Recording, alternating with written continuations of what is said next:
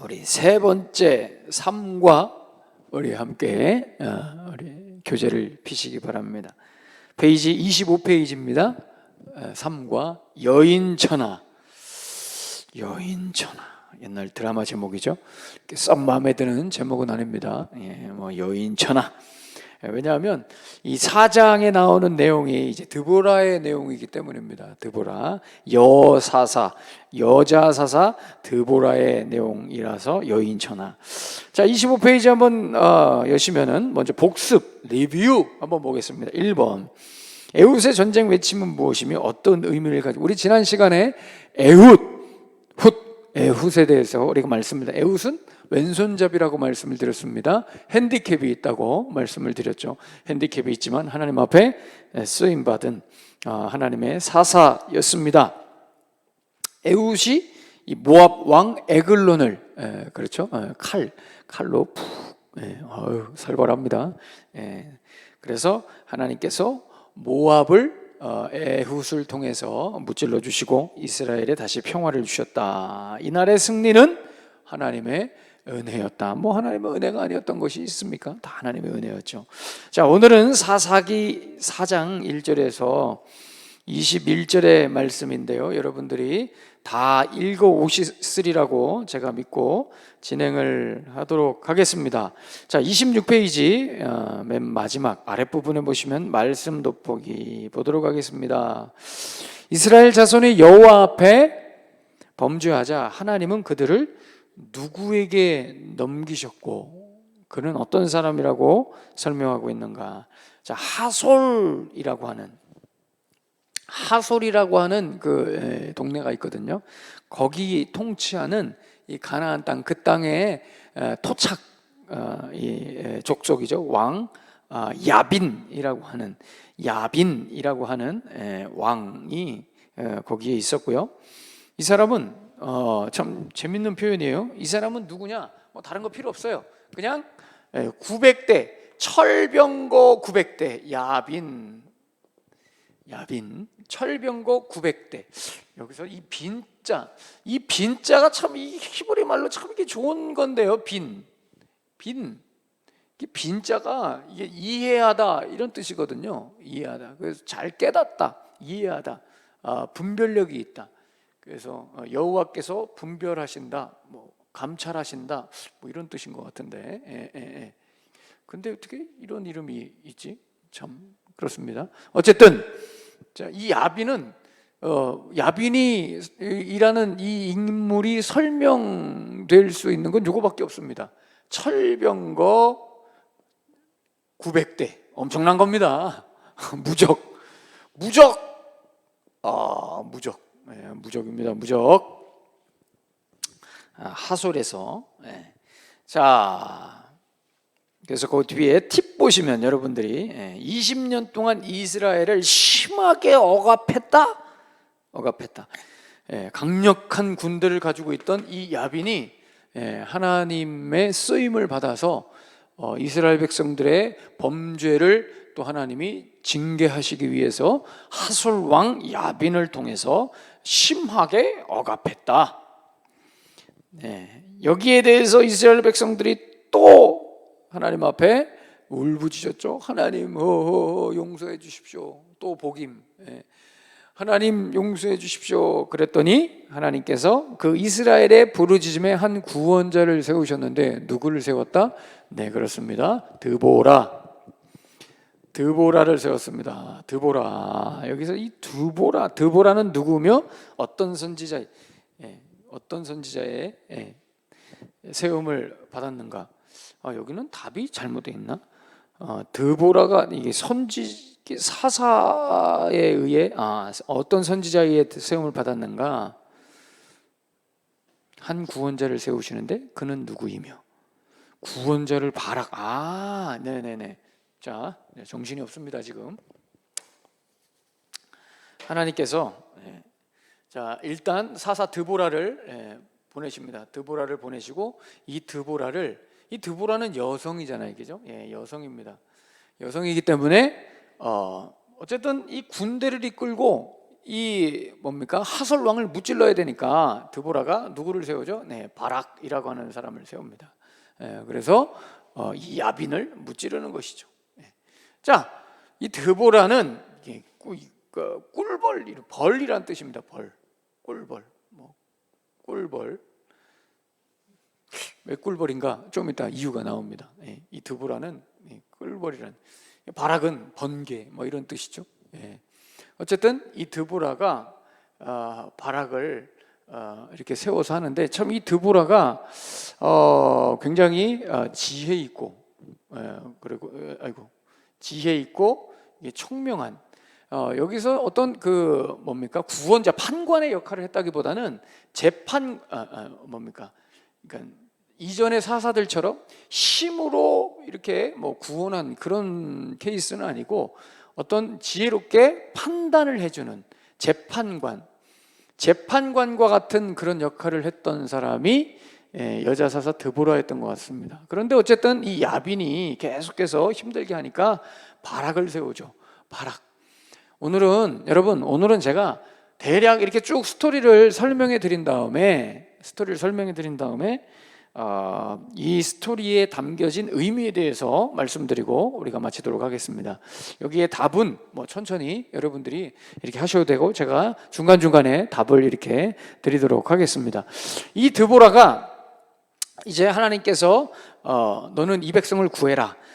그래서 이 드보라가 사람을 보내서 아미노함의 아들, 6절에 보시면 아미노함의 아들 바락을 납달리 게데스에서 불러다가 그에게 이르되, 그래서 내가 하나님께서 명령하지 않았냐, 네가 가서 이 사람들을, 이스라엘 백성들을 건져야 된다, 이렇게 얘기하죠. 그랬더니 바락이 어떻게 대답합니까?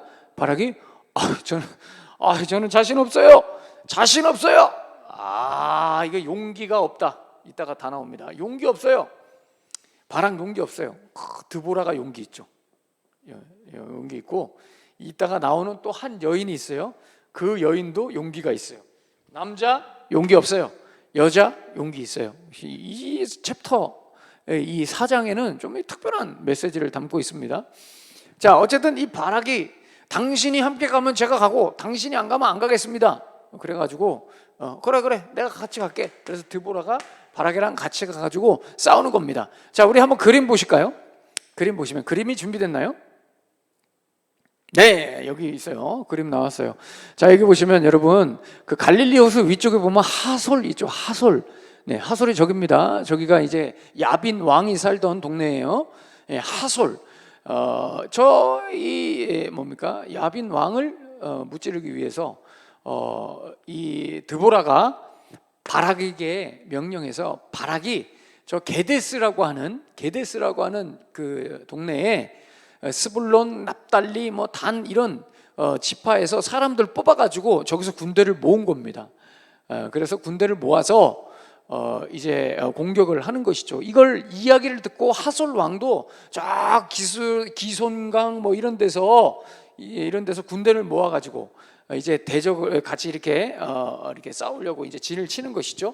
이때 이 야빈의 가장 강력한 그 장수가 누구였냐면 시스라라고 하는 장수였어요. 이 시스라, 오늘의 또 하나의 이 주인공이 이 시스라입니다, 여러분. 이 시스라를 이제 죽이면 끝나는 건데, 워낙 강력한 이 시스라가 어쨌든 900대의 이 철병거를 이끌고 그 당시에 강력한 힘을 발휘했었는데, 어쨌든 그래서 드보라가 바락과 함께 이제 이 야빈의 시스라의 군대들을 이제 공격해서 무찌르는 장면이 오늘 4장에 있는데, 여기 보시면 12절에 보시면 12절 13절에 보시면 시스라가 모든 병거 곧 철병거 900대와 자기 함께 있는 모든 백성을 하로셋 학고임에서부터 기손강으로 모은지라. 아까 기손강 보셨죠? 거기서 모아가지고 싸워요.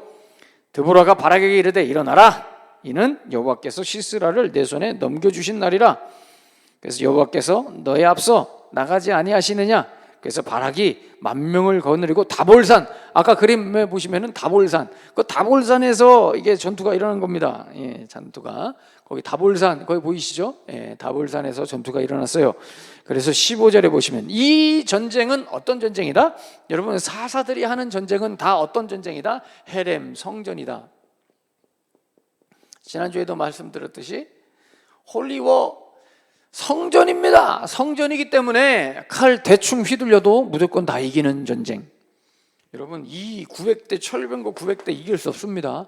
그런데 하나님이 성전으로 주신 그런 전쟁이기 때문에 대충 휘둘려도 다 이기죠. 왜냐하면 칼로 싸우는 게 아니라 하나님께서 혼란에 빠지게 하셔서, 혼란에 빠지게, 정신없게 만든다는 소리죠. 여러분, 정신 차려서 정신줄 잡고 싸워야 이기는데 정신줄 다 놓게 한다는 것이죠. 멘탈 다 나가고. 그래서 혼란에 빠지게 해서 시스라가 병거에서 내려 도망을 다 죽습니다. 그래서 16절에 보시면 바락이 그의 병거들과 군대를 죽이고 하롯에 다 꼬임에 이르는 시스라의 온 군대가 다 칼에 엎드려졌고 한 사람도 남은 자가 없습니다. 다 죽여버렸습니다.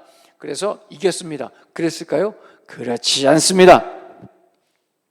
성경은 오늘 이 사사기 4장은 여기서 끝내지 않습니다. 여러분, 여기서 끝내지 않고 그 뒤 스토리를 또 이야기합니다. 시스라가 안 죽었잖아요. 시스라가 안 죽어가지고 이 시스라를 죽여야 끝나는 거거든요.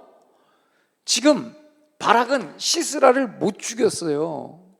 그러니까 바락으로 이 전쟁이 승리된 게 아닙니다. 예, 여러분, 이 시스라가 남아있어요. 이 시스라를 죽여야 끝나는 건데, 재미있는 사실은 하나님께서 바락에게 이 시스라를 못 죽이게 하시는 거죠. 그럼 이 시스라는 누가 죽입니까? 여기 뒤에 나오죠. 시스라가 걸어서 도망해서 겐사람 헤벨의 아내 야엘의 장막에, 이 겐사람 헤벨이라는 이 사람인데, 이 사람은 누구냐면 야빈과 동맹을 맺었던 사람이라고 그래요. 그래서 도움을 요청하려고 이 헤벨한테 간 겁니다. 그래서 이 헤벨의 아내 야엘이 아주 따뜻하게 맞아주는 것 같은, 따뜻하게만. 그래서 18절에 야엘이 시스라를 영접하며 그에게 말하되 나의 주여 들어오십시오. 두려워하지 마십시오. 괜찮습니다. 여기는 괜찮습니다. 시스라가 그에게 말하되 내게 물을 마시게 해주라. 그러니까 고급진 우유로 마시게 하고. 왜 물 달라고 하는데 우유 아무리 고급져도 그렇지 더 목마르지 않습니까? 참 이상한. 예. 목이 마르다 함에 우유를 열어서 고급진 우유를 줬다고 그래요. 그래서 고급진 우유를 그리고 또 이 시스라가 야엘한테 여기에 내가 있다고 아무한테도 알리지 마라 그래가지고 네, 걱정하지 마십시오. 그리고 안심하고 21절에 보면 그가 깊이 잠듭니다.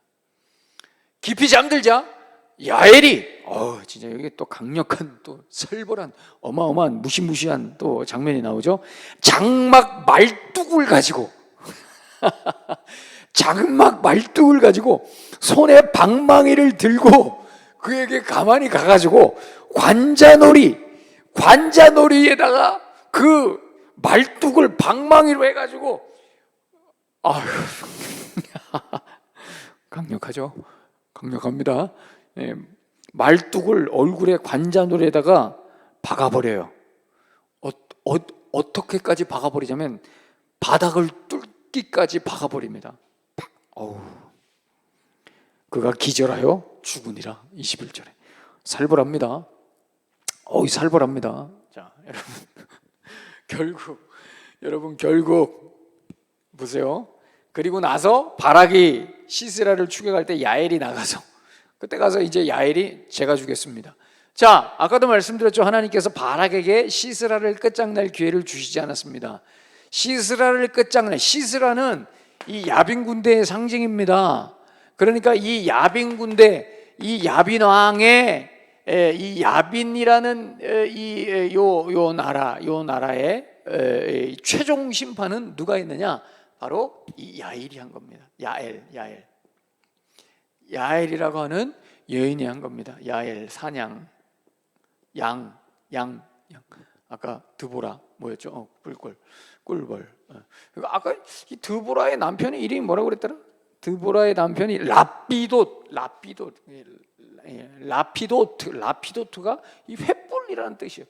라피도, 횃불의 아내, 횃불의 아내, 그 횃불 활활 타고. 자, 어쨌든 이 야엘이 시스라를 죽여버립니다. 그것도 관자놀이에다가 말뚝을 박아가지고 살벌하죠. 여러분, 이렇게 어제도 지난주에도 보면은 에훗은 어떻게 칼날이 들어갈 정도로 담갔다고 그랬죠. 살벌합니다. 목사님, 뭐 이렇게 무식하게 이렇게 잔인하게 적들을 죽입니까? 꼭 이렇게까지 해야 되겠습니까? 여러분, 이게 이유가 있습니다. 왜 이렇게 잔인하게 하는지 아십니까? 이 악의 세력은 가차없이 처단해야 된다는 겁니다.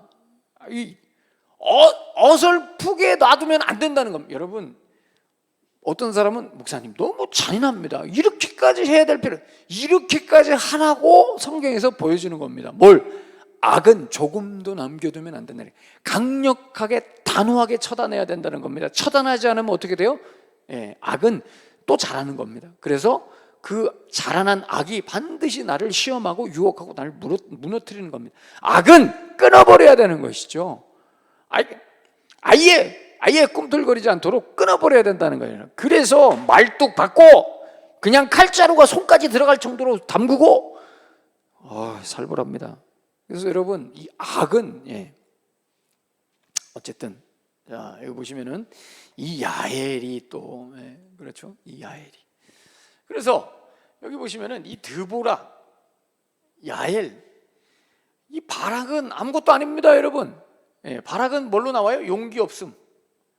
여기서 이 야엘은 대단한 여자예요. 이 야엘은 뭐의 상징이냐면 용기의 상징입니다. 아까 이렇게 드보라가 용기라고 얘기했지만 사실은 이 드보라는 지혜가 더 커요.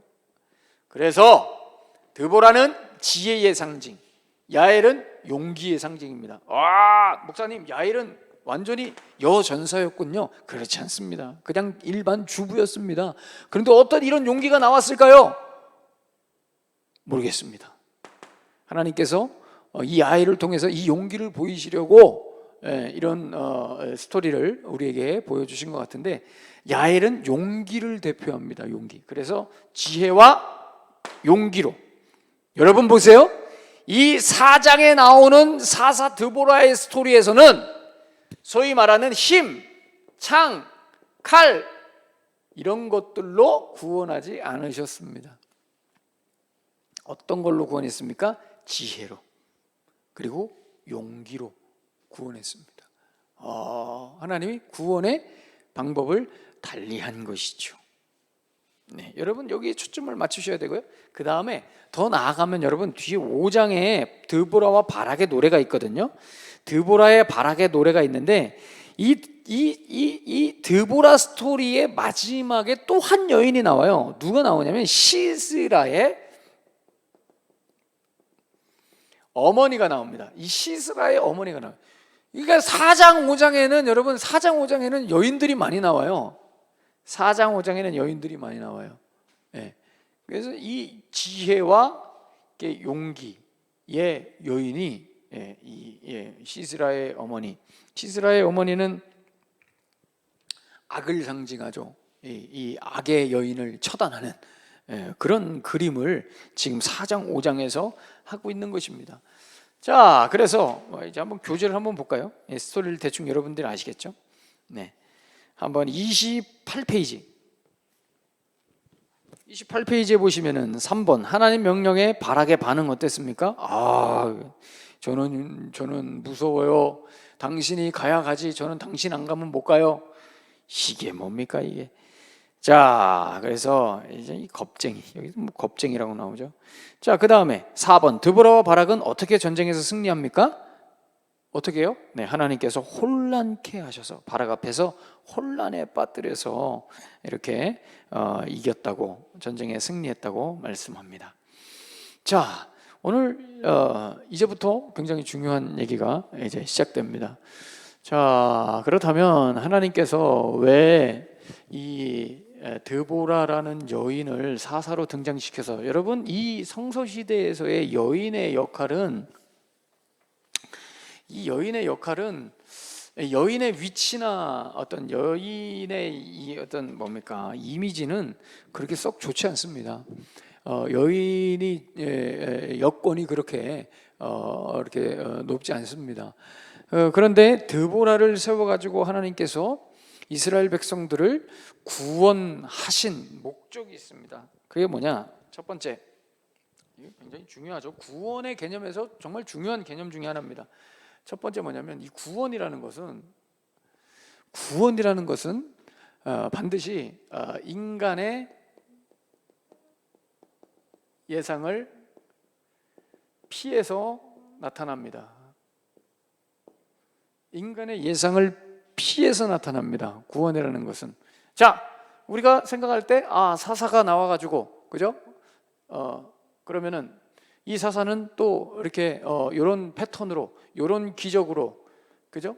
이런 패턴으로, 이런 힘으로 이기겠지. 다 사람들이 예상하죠. 이런 경로로 또 가겠구나. 하나님이 이렇게 구하시겠구나. 그래서 멋진 히어로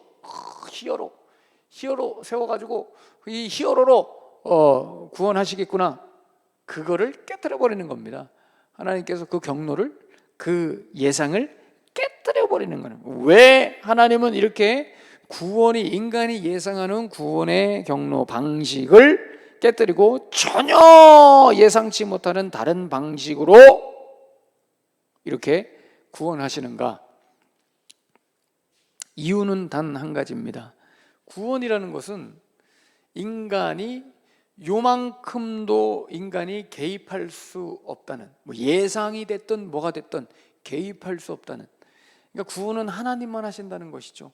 그러니까 여기서 여러분들이, 어떤 분들은 이게 오해하시는 분들이 있어요. 여인들도 여자를 사용하셨기 때문에 여자의 우리가 위치도 생각해 줘야 된다. 그거 아니죠. 여러분, 그거 아닙니다. 성평등, 여기 이런 부분에서 막 성평등 얘기하고 이러면 큰일 납니다. 여자의 위치도 하나님께서 생각해 주시려고 드보라 여사사를 세웠다. 이거 큰일 나는 겁니다. 여러분, 이런 성령, 이런 유추, 이런 접근 안 됩니다. 왜 여자를 세우셨는가? 전혀 예상치 못하는 방식으로. 그리고 또 하나는 뭐냐면, 맞습니다. 그런 것도 있습니다. 여자를 세워서 남자들을 부끄럽게 하는 겁니다. 그런데 이 부끄럽게 하는 것은 하나님이 부끄럽게 하는 것이지, 여성의 권리를 신장시켜가지고 거기에 상대적으로 남자가 부끄럽게, 그런 거 아니라는 것이죠. 하나님의 구원을 이루시는 데 있어서 기존의 생각들을 뒤엎고, 소위 말하는 이 힘이라고 여겨지는 이 남자들을 부끄럽게 하는 거예요.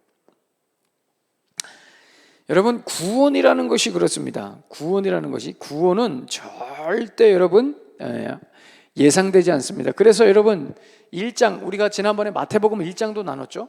시간이 얼마나 됐죠? 몇 분 지났어요? 30분? 오케이. 자, 마태복음 1장에 여러분 보시면 족보 나오잖아요. 이번은 여러분 족보에서 느낄 수 있는 게 뭐예요? 비정상적이다, 이겁니다. 이 족보하면은, 여러분 족보에 뭐 이렇게 훌륭한 사람들 쭉쭉쭉쭉쭉 나와야 족보잖아요. 그런데 족보에 거기 마태복음 1장에 보시면 훌륭한 사람들 나옵니까? 훌륭한 사람들 안 나오죠. 뭐 창기 나오고 뭐 이방인 나오고, 계속 중간에 하나님이 그렇게 끼우시죠. 왜요? 그 사람들이 예상하거든요. 요렇게 요런 경로로 구원, 요런 사람들이 나타나 가지고 구원. 아니요, 하나님이 다 깨부시는 거예요. 그런 사람으로 구원하지 않아. 그런 방식으로 구원하지 않아. 왜요, 하나님? 구원은 하나님만 하시는 거예요. 하나님 방식대로, 하나님이 원하시는 대로. 그래야 구원인 거예요. 하나님! 저는 그러면은 그런 구원은, 이런 이상한 구원은 저는 받아들이고 싶지 않습니다. 인정하고 싶지 않습니다. 그렇지! 이게 여러분 바로 구원입니다. 이게 아주 이게 중요한 내용이죠? 네. 하나님, 내가 너를 이렇게 구원할게. 하나님, 저는 이런 구원 말도 안 됩니다. 못 받아들이겠습니다. 여러분, 이것이 바로 구원입니다. 여러분, 인간이 받아들일 수 있는 건 구원이 아닙니다. 인간이 예상해서 취할 수 있는 것은 구원이 아닙니다. 그래서 언제든지 하나님은 인간이 받을 수 없는 방식으로 구원하십니다. 아멘. 이게 구원의 가장 큰 특징입니다. 이해가 되고 납득이 돼서 애초부터 아예 이 인간이 이 구원에 대해서 이해가 되고 납득이 되는 방식으로 하나님은 구원하시지 않습니다. 전혀 엉뚱한 방식으로, 전혀 예상치 못한 방식으로 구원하시는 겁니다. 왜요? 그렇게는 구원 안 한단 말이죠. 너의 이해를, 너의 동의를 구해서 구원 안 한단 말이죠. 하나님이 일방적으로 구원하십니다. 우리는 다 그렇게 여기에 앉아 있는 겁니다. 이해가 되고 납득이 돼서 이 자리에 앉아 있는 사람은 한 명도 없습니다. 하나님이 성령으로 우리를 거듭나게 하셨죠. 그래서 이해는 안 되지만 뭔가 믿어지는 이장야릇한 믿음으로 처음에 다 시작하는 겁니다. 그래서 여러분, 우리는 다 어느 누구나 하나님을 믿을 수 없어요. 예수님을 믿을 수 없어요. 지금도 마찬가지예요. 여러분, 예수님을 믿을 수 없죠. 제정신으로 예수님을 믿을 수 있다? 없다. 절대 없다. 절대 없는 거예요, 여러분. 제정신 아니에요, 우리? 우리 다 제정신 아니에요. 제정신 아니어야지 예수님 믿는 거예요. 아멘. 제정신 아니에요. 그래서 우리의 이상한 정신으로 하나님이 만드셔서 우리가 예수님을 믿게 된 것이죠. 그 정신으로 우리는 살아가는 겁니다. 그 정신으로. 네. 그래서 여러분, 구원 예상 못합니다. 우리의 삶도 예상 못하죠. 참, 여러분, 아까도 우리 찬송할 때 제가 시작할 때 말씀드렸지만 우리의 인생도 예상이 안 됩니다. 참, 어떻게 어느 쪽으로, 여러분 생각해 보셨습니까? 지금 여러분들의 삶의 자리를 한번 생각해 보세요. 지금 여러분 옆에 있는 남편, 아내, 자녀들, 그리고 여러분들이 살고 있는 여러분들의 삶 한번 생각해 보세요. 여러분 그렇게 살려고 계획했었나요? 물론 그런 분들도 계시죠. 그런 분들도 계시지만 여러분들이 계획한 대로 다 여기까지 왔나요? 한번 생각해 보세요. 나는 몇 살 때 이렇게 하고 몇 살 때 이렇게 해서 나는 이렇게 돼 있을 거야. 여러분 이렇게 생각하셔서 딱 그렇게 되신 분 계신가요? 물론 계신 분 있을 때, 그렇게 계신 분 있으면 저한테 한번 연락 주세요. 진짜 한번 스토리를 들어보고 싶어요. 저한테 한번 연락 주시기 바랍니다. 네.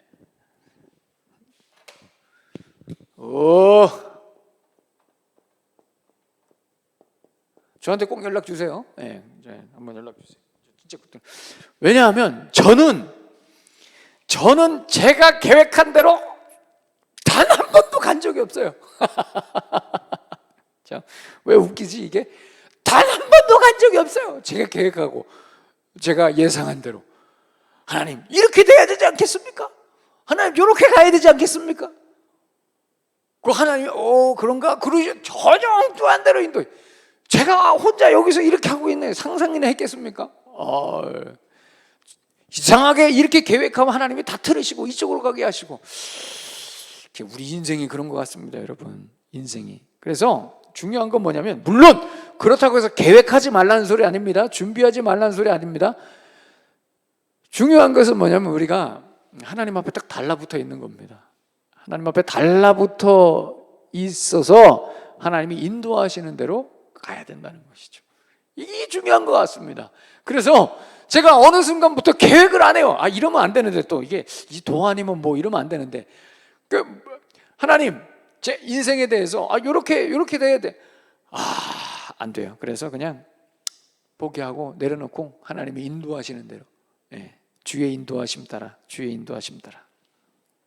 그렇게 가기로 했습니다. 여러분, 하나님 인도함 따라서 가는 게 굉장히 중요합니다. 여러분 이 원리 잘 알고 계셔야 됩니다. 인간의 예상을 피해서 하나님은 항상 구원하신다. 이거 굉장히 중요한 원리입니다. 왜? 구원은 전적인 하나님의 역사라는 것을 우리에게 보여주시기 위해서. 좀 더 오바해서 얘기하면은 이 사람들 예수님 못 믿는다니까요. 제정신으로 못 믿게. 그래서 완전히 여러분 확 뒤집어 엎으셔가지고 하나님이 우리를 구원하셔서 구원은 100% 하나님의 은혜로만 가능하게 그렇게 만드시기 위해서 막 꼬아놓으시고 비틀어 놓으시고 예상 피하시고, 이래도 믿어? 야, 이래도 이게 납득이 돼? 이래도 믿고 싶어? 아니요, 거기까지 가야지 구원이 되는 겁니다. 아멘. 두 번째, 오늘 여기에 나타난 이 여인들이 왜 이렇게 등장하느냐? 여인들이 왜 이렇게 등장하느냐? 여러분, 이 여인은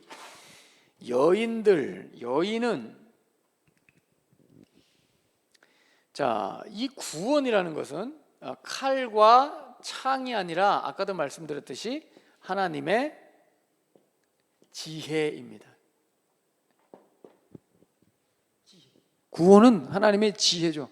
여러분, 지혜의 상징은 이 여성들입니다. 이거 중요한 이야기예요. 지혜의 상징은 여성. 그러니까 여성들은 지혜예요, 지혜. 그래서 여러분, 구약에서 중요한 단어들 있잖아요. 제가 누누이 말씀드리지만 구약에서 중요한 단어들은 다 여성형입니다. 뭐 땅, 에레츠, 뭐 이렇게 또 뭐 이것도 지혜, 학함, 후크마, 이게 다 여성형이에요. 뭐 있습니까? 다 거의 다 여성형이에요. 다 거의 좋은 단어들은 다 여성형이에요. 그러니까 그만큼 여러분, 남성은 좋은 단어가 없어요. 남자는 여러분, 여성은 지혜, 여성은 지혜로 돼. 그래서 여성이 지혜가 없잖아요. 그러면은 이게 힘들어요. 이게 너무 힘들어요.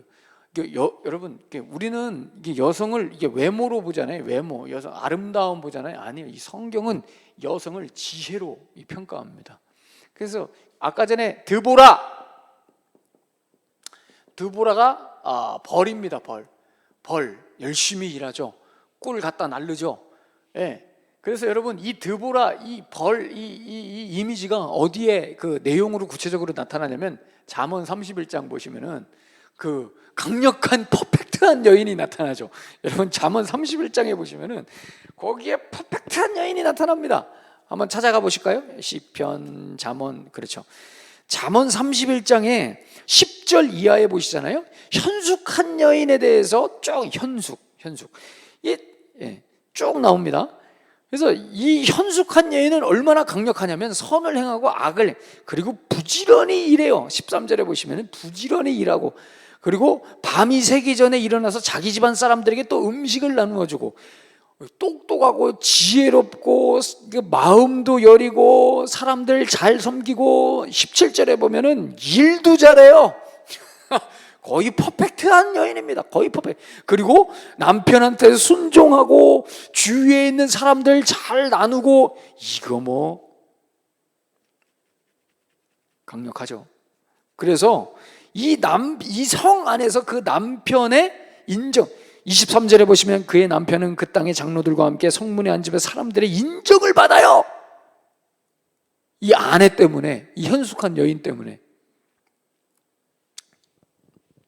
목사님, 이런 여인이 어디 있습니까? 뭘 의미하는 거예요? 이 여인은 지혜거든요. 이 지혜, 인간적으로 생각하면, 우리 인생들에 생각하면 여성은 지혜가 있어야 된다고 얘기하는 것이고, 이 지혜로, 여성 명사로 대표되는 이 지혜가 이게 하나님의 지혜, 이 지혜로 사람이 산다는 거예요. 이 하나님 백성들이 이 지혜로 구원받고 이 지혜로 살아가야 된다는 거예요. 이거 굉장히 중요한. 그래서 제가 항상 우리 권사님들한테도 말씀드려요. 우리 자녀들, 특별히 우리 따님들을 위해서 기도하실 때 뭘 잘하고 이쁘고 이런 것보다 더 중요한 게 뭐냐? 지혜로운 거. 지혜로운. 그럼 지혜가 뭡니까? 여기 잠언 31장 달달 외우면 됩니다. 이런 훌륭한 지혜, 이런 지혜를 가진 사람이 남편을 영화롭게 하고, 하나님을 영화롭게 하는 거예요. 자, 어떤 분들 이 본문에 가지고 자꾸 이렇게 성평등, 이거 성평등 아닙니다. 요런 본문, 여인들의 능력을 보여주기 위해서 이런 거 아닙니다. 여러분, 여인들의 능력을 이거 두 가지의 이 키포인트 여러분들 잘 기억하시고, 하나님은 우리의 예상을 피해서 구원하신다. 그리고 이 구원은 하나님의 지혜로 말미암는 것이다. 하나님의 지혜로 말미암. 그리고 우리가 이 땅에 살아가면서 지혜를 갖는 것이 매우 중요하다. 지혜가 없으면 여러분 인생이 굉장히 피곤합니다. 왜요? 돌아가거든요. 돌아가고 갔던 길 또 가고. 여러분 지혜롭잖아요. 그러면은 인생이 이렇게 덜 피곤해요. 가만히 보시면 여러분들의 삶도 돌아보시고요, 주위에도 보세요. 지혜롭지 못한 사람을 보세요. 그러면 약간 피곤해요. 왜 이렇게 피곤하지? 지혜롭지 못한 사람 옆에 있으면 항상 피곤하죠. 근데 이 지혜롭고 센스 있고 이런 사람들 옆에 있으면 항상 이게 편안하고, 그렇죠? 즐겁고 유익하고. 자, 오늘은 여기까지 하도록 하겠습니다. 여러분, 하나님께서 우리를 그렇게 구원하셨습니다. 그리고 영광 받으시기를 원하십니다. 그리고 우리의 인생 하나님 앞에 딱 붙어 있기를 원하시고, 또 우리의 인생을 지혜로 세워가기를 원하십니다. 여러분 꼭 기억하시고, 쉽지 않은 우리의 삶의 현실입니다. 이때 더욱 붙들어야 되는 것이 우리의 구원입니다. 하나님께서 나를 어떻게 구원하셨는지. 그래서 구원이 건강한 사람은 신앙에 굴곡이 별로 없습니다. 구원이 건강한 사람은 이렇게 면역력이 셉니다. 내공이 세죠. 그래서 여러분 항상 구원에 대해서 여러분들이 공부 많이 하시고, 하나님께서 나에게 주신 구원은 어떤 구원이신가를 날마다 공부하셔야 됩니다. 그리고 지혜를 가지셔야 됩니다. 그럴 때 우리가 어려운 시기를, 전체적인 어려운 시기이기도 하지만 개인적으로도 어려운 문제를 만날 수 있잖아요. 그 어려운 문제들을 우리가 지혜로 이겨낼 수 있습니다. 여러분 꼭 기억하셔서 여러분 이 하나님의 구원과 지혜로 여러분들의 삶에서 꼭 승리하게 되시기를 축원합니다. 기도하겠습니다. 하나님 아버지, 감사합니다. 사랑하는 우리 원흥성방교회 성도님들, 오늘 수요 오전 성경 공부로 인도하셔서 함께 은혜를 나누게 하심을 감사드립니다. 하나님, 우리가 쉽지 않은 날들을 보내고 있습니다. 우리가 함께 모여서 예배하지 못하고 또 성경 공부도 이렇게 온라인으로 하고 있습니다. 하나님, 어느 자리에 있든지 간에 우리 사랑하는 주의 백성들을 지켜주시고 보호해 주시고, 하나님 무엇보다 오늘 또 이렇게 말씀 함께 나누었는데, 이 말씀을 통해서 하나님 어떤 포인트에서 어떤 음성을, 어떤 하나님의 메시지를 우리가 받는지 우리 각자가 다 다릅니다. 하나님께서 그 메시지를 통해서 하나님의 음성을 듣게 하시고 결단하게 하시고 도전하게 하시고 삶에서 열매로 나타날 수 있도록 주님께서 그 마음을 붙들어 주시고 함께하여 주시옵소서. 무엇보다 어려운 시대 하나님, 우리 주의 백성들의 구원이 더 건강할 수 있도록, 주님 구원을 붙들 수 있도록, 구원을 공부할 수 있도록, 그래서 하나님 이 구원을 붙들고 삶에서 승리할 수 있도록 인도하시고, 특별히 하나님 주의 백성들에게 지혜를 허락하여 주시옵소서.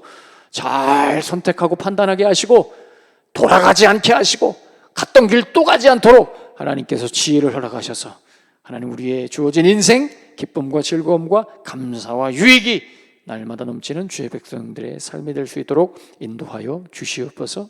모든 영광 주님 앞에 올려드리오며 예수님의 이름으로 축복하며 기도하옵나이다. 아멘.